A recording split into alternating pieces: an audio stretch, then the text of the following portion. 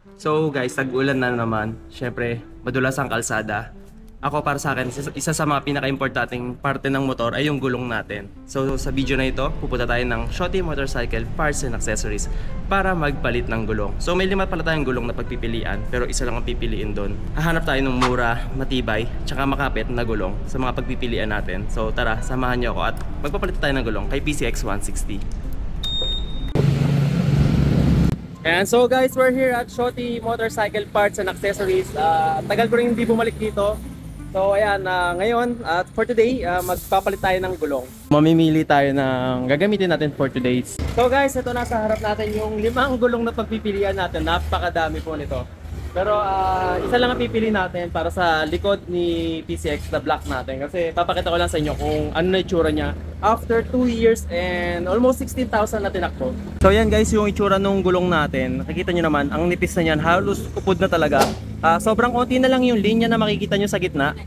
Halatang hindi mahilig kumorner no? Puro gitna lang yung tinamaan. Ayan no, sobrang nipis niya na, kaya magpapalitan tayo ng gulong. Pakita ko lang yung sa harap. So sa harap natin makapal pa. Same din sa PCX natin na puti. Kay Pixie na pinalitan natin dati, likod lang kasi yung harap matagal mapudpod. So pupunta tayo sa unang pagpipilian natin. Si B-Star, reviewin natin sila isa-isa. So ayan si B-Star, yung ginamit ko siya before. Ito yung unang gulong na pinalit ko kay PCX na white natin. Yung nabenta natin PCX. Ang total na tinakbo po nung gamit ko kay B-Star before is 16,000 km. At makapal pa po siya. Fear ko abot siya ng 20 to 25,000. Minimum niya siguro 20,000 na tinakbo. Tapos kaya mo siya paabutin ng 25,000, depende siguro sa riding style mo at sa bigat mo at sa lagay ng panahon kung paano ka rin gumamit ng preno. Yung presyo po ni B-Star na panglikod ni PCX 160, same size, yung 130 by 70, nasa 2,100 pa rin po. Hindi. Isa sa mga nagustuhan ko sa B-Star, kahit sobrang sikat na nila, actually sa shop na to, dito sa Shotty Motorcycle Parts and Accessories, si B-Star pa rin yung pinakasikat. Yung pinaka-mabenta sa mga gulong. Kasi sobrang mura, quality, tagal. Tsaka ilang beses akong dumaan sa mga malalayong lugar na madulas, off-road, pero sobrang ganda ng performance na pinakita sa atin ni B-Star. Kaya actually before akala ko overrated lang, pero nung tinry natin, sobrang ganda nito. Sobrang recommendable. And marami silang stock dito. Pero guys, bago kayo pumunta rito, mag-message muna kayo sa Facebook para at least papareserve nyo yung gulong na kailangan ninyo. Inquire lang kayo, nag-reply naman sila lagi. I-drop nyo yung Facebook link nila. Tapos pumunta naman tayo rito sa MRF. Ito yung isa sa mga bagong gulong na naglalabasan. Nakalagay dito, it's made from India. And then, ito yung pinakamurang gulong na nakita ko so far na quality na kaya makipagsabayan. Actually, itong gulong na to, di ko pa siya natatry, pero maraming balita na long lasting daw to. Pero sa kapit, hindi ko sure. Pero let's see. Sa mga nakagamit nito, please comment down below. Actually, isa to sa, parang yung gulong niya kamukha ng kay PCX. Ito yung itsura niya. Pinakamura sa 5 to, ito talagang MRF. Nasa 1.5 lang po to. Actually, kaka-out of stock lang po nung MRF nila, pero magkakaroon din kagad sila. Kaya if gusto nyo kumuha nung size na katulad sa MRF, mag-message lang kayo para mapa-reservehan kayo ng gulong. So, yung sa presyo na nakatulad kay PCX 160 nga, nasa 1.5 lang din siya. Same size yun. So, ito 1.5, ito 2.1. Tapos, pumunta naman tayo dito kay Corsa. Pagdating kay Corsa, medyo pag magpapalit kayo ng gulong, pag unang palit nyo ng gulong, kadalasan talaga sinasabay na sa harap kasi pang off-road to pang dual sports tong Corsa. Actually, ito yung papalit ko kay ADV 160. Pinag-isipan ko kung ito yung ipapalit ko or mag-ano tayo, Michelin Anaki. So, itong Corsa Cross, pag magpapalit kayo sa likod, same size pa rin naman, 130 by 70 by 13. Ito yung likod ni PCX 160, hindi nyo kailangan magbago. Pero pag maghaharap kayo, instead of 110, gagawin nyo siyang 100 by 70. Kasi pag sa harap pinalitan nyo, tatama na siya pag nagpalit kayo. Ang presyo po ni Corsa Cross, nasa 2,780. Ito po yung presyo nyo sa likod sa PCX natin, na same size nung stock natin. So pumunta naman tayo sa pang-apat, yung B-Connect na Eurogrip.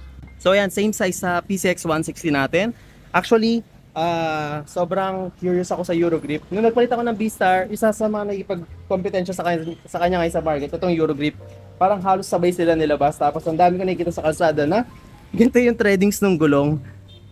So sabi ko pag nakita ko nito, alam ko na kagad ang Eurogrip kasi kakaiba yung kanila. Ang daming linya, 'di ba? Kukumpara mo sa iba na parang mahaba, ganyan. Ito katulad nito sa Pirelli, marami ring linya. Itong Eurogrip ganoon din. Tsaka marami nang nag-review nito, marami nang magandang feedback na nakuha rito sa Eurogrip. Kaya isa to sa mga sobrang gusto ko subukan ngayon na palitan. Gusto natin matry, diba? Para at least ma-recommend natin sa inyo kung maganda yung quality na ilalabas ng gulong na to. Kaya nga natin ginagawa yung pagko-content din para makita natin yung mga pwede natin share sa social media na makakatulong sa ibang tao. Katulad nung B-Start, diba? Nung na-try natin siya, talagang mare-recommend natin siya. Tapos lastly, pumunta naman tayo sa Angel Pirelli. Ito, alam naman natin to, isa sa mga top of the line na gulong. Actually ito, kahit hindi ka makakumuha ng review sa ibang video or social media, pag sinabi mong Pirelli, tiwala ka kagad dyan. Kaya lang before kasi nagkaroon ng mga issue ang Pirelli dahil sa iba na bako-bako. Pero sa ibang kasi yun gawa. Ewan ko kung nagkaroon ng peke na Pirelli na gumagawa na supplier, pero ayun, kaya pipiliin nyo rin minsan yung pagpapagawa nyo ng gulong. So ito, meron tayong Pirelli dito. So mag-base naman tayo sa tatlong bagay na sinasabi ko palagi. Meron tayong tinatawag na above average, meron tayong tinatawag na average at below average. Ito yung mga presyo nila. So kung pupunta tayo sa above average, unahin natin ang nag-iisa na si Pirelli. Sa 5 gulong na to, si Pirelli lang yung nakikita ko na sa above average price, which is top of the line like Michelin, Pirelli, which is, it's okay, it's branded eh.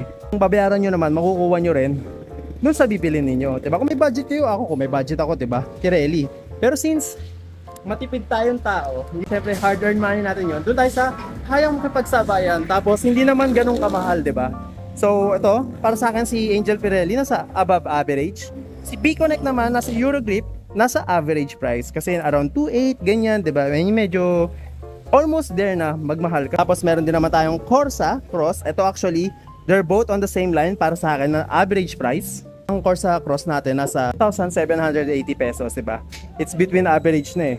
At syempre, pupunta naman tayo sa pangatlo, sa below average. Katulad ng MRF at tulad ng V-Star natin. Yung V-Star guys, subok na to. Kung ayaw nyo sumubok na ibang gulong, ito sobrang recommended ko talaga itong V-Star. At itong bagong MRF, actually gusto ko subukan to. But nagpa-reserve na kasi ako ng Eurogrip kay Daryl.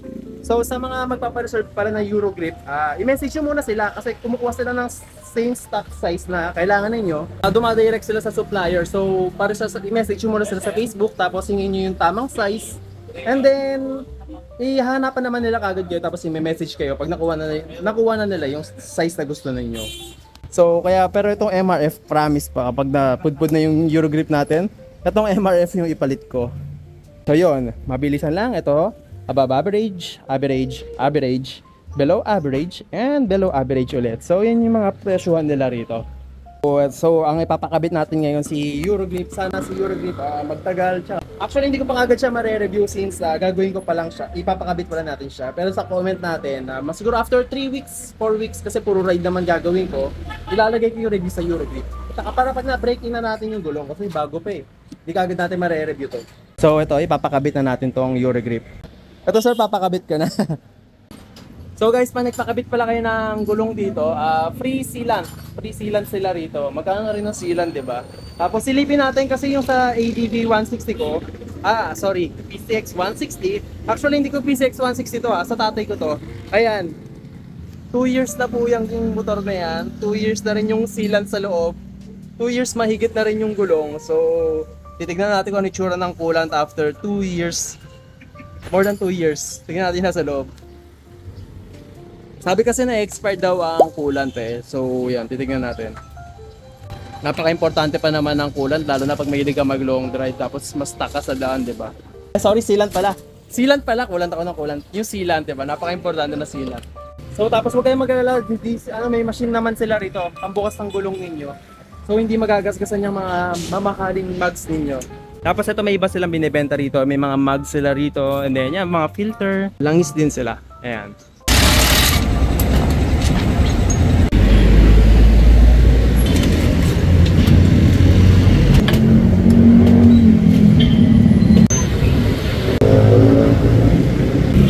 Natutuyo ba yung sealant?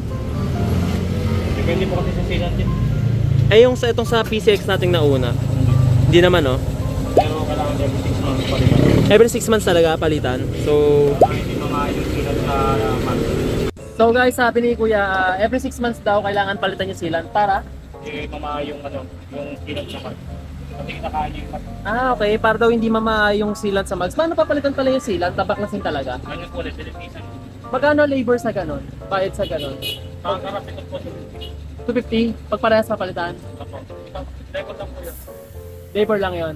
Tapos wala pa yung sealant. Wala pa. Okay, so guys, 250. After every 6 months daw kasi pinapalitan tayo. 2 years mahigit tayo hindi nagpalit. So, ayun, every 6 months pinapalitan daw yung sealant para di masira yung mags ninyo. So, 250 plus yung bagong sealant na ikakabit. Ayun po yung presyo. Labor pa lang daw yung 250. Ayan na.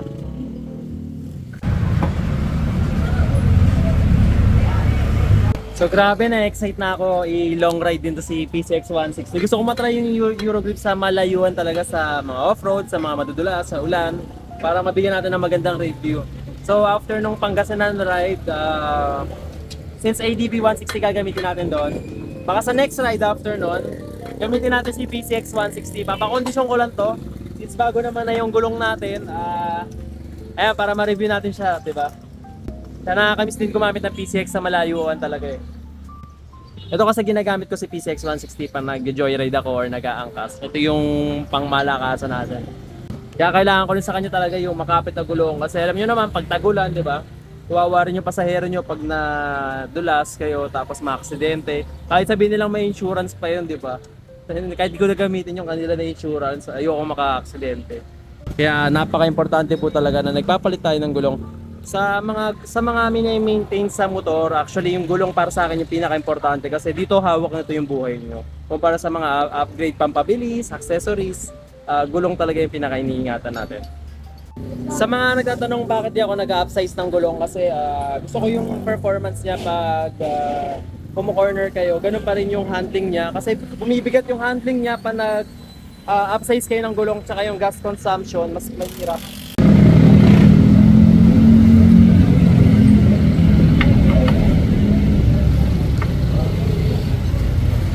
So guys, nakausap ko si sir kasi yung Michelin, kaya hindi sila nagbebenta kasi ang dami nagbebenta ng peke na Michelin, 'di ba? Like before, yung issue sa Angel Pirelli, yung bako-bako. So yun, kaya sila nag-iingat din sila sa mga gulong na pinipili nila. Hindi lang sila basta-basta benta-benta. Kasi nga pa nagpalit tayo ng gulong, nasa isip ko yung Michelin na Anaki kasi gusto ko rin yun eh. Dati ko pa nakikita yung Michelin na Anaki. Kasi diba naging common naman na yung Corsa pag pinapalitan yung likod. Pero so ako, alam niyo naman ako, lagi yung curious sa mga ganyang bagay. Katulad ng Eurogrip, record tayo Eurogrip kasi interested tayo sa kanya dati pa para matry. So guys, diba nga 2 years mahigit na natin gamit to si PCX 160. Since galing ako ADB 160, bago-bago pa, na-experience ko yung bagong motor tsaka sa medyo luma na motor na matagal na. Napansin ko dito sa handling natin, medyo matigas na siya. Ayan no. Pag pinipihit mo siya, medyo matigas na siya. Tinanong ko si sir, anong problema ron? Sabi niya sa ball race daw. Tapos yung labor tsaka pyesa, abutin lahat no, nasa 1.8. Tapos sa harap, kailangan din natin mag-repack. So yung shock natin kailangan ni-repack sa harap. Nasa, magkano yung repack? 1,000? Magkano may repack dito, ha? Magkano yung repack? So may package pala sila, 2.5. So 2.5 yung ball race kasama na pyesa, tapos labor, plus yung front repack natin. So 2.5 yun lahat-lahat. Pag repack lang, paparepack lang kayo ng harap ng front shock nyo, 1,000. So pag labor lang din, tsaka pyesa sa ball race, nasa 1.8. So makakatipid kayo ng mga 300 pesos pag kinuha nyo yung package. Ito guys, papalinis din pala tayo ng panggilid natin. Last time na nagpalinis ata ako after pa nung Sagada ride natin. So guys, ayan, papalitan tayo ng ating air filter. Ayan.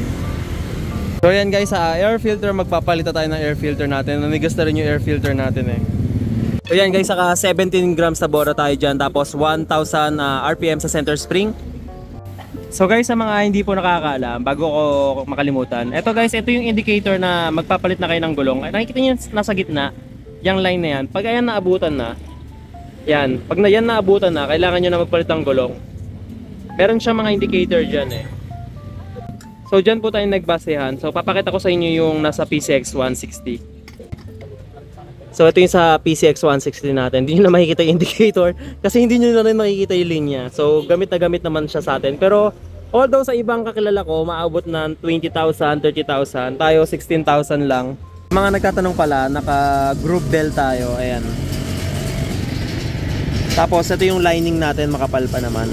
Kahit naka-groove yung bell natin. Ayan o. Makapal pa naman siya. Hindi siya napupudpod ah. Kaya po pala pinapa-groove para mas kumapit siya sa lining. Para makabawas din sa dragging. So guys, yung palinis natin ng gilid, 300 pesos pa rin. Lahat na po yun. Kasama na to. Kasi katulad sa ibang pinagpapalinisan nyo na panggilid, bibili pa kayo ng ganito. Dito package na po siya, sobrang mura. Hindi kayo gagatasan ng pera dito. Quality pa yung paggawa. Sa iba kasi gagawin nila palit pyesa, kahit maganda pa yung pyesa, papapalitan kagad, ganyan. Palitin na to, palitan. Pero dito okay dito. Papakita naman nila sa inyo, explain naman sa inyo. Hindi lang basta palit. Pwede nyo naman talungin kung bakit ganyan, bakit ganito, para malaman nyo rin.